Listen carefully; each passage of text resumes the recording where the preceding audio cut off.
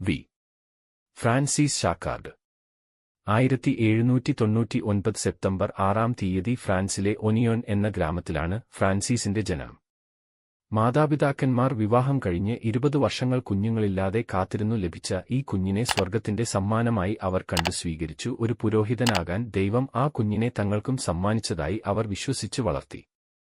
1821 Francis പാരീസിലെ വിദേശ mission സൊസൈറ്റിയിൽ ചേർന്നു. 1823 മാർച്ച് 15 വൈദികനായി കൊച്ചിൻ ചൈനയിലേക്ക് പോകാനായി കപ്പൽ കയറി 5 മാസങ്ങൾ കൊണ്ട് മക്കാവോയിലെത്തി. അവിടെ നിന്ന് വടക്കൻ വിയറ്റ്നാമായ ടോൻഗിൻ പ്രദേശത്ത് എത്തി. അവിടെ നിന്നും കൊച്ചിൻ ചൈനയിൽ എത്തി സുവിശേഷ പ്രഘോഷണം ആരംഭിച്ചു.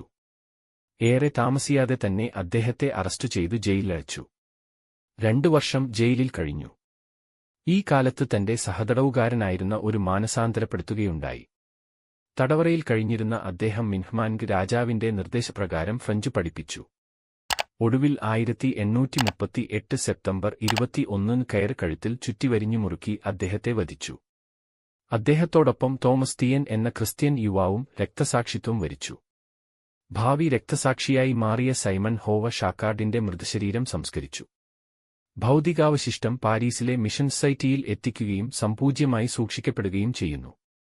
ജോൺ പോൾ രണ്ടാമൻ മാർപ്പാപ്പ 1988 ജൂൺ 19 അദ്ദേഹം ഉയർത്തുകയുണ്ടായി.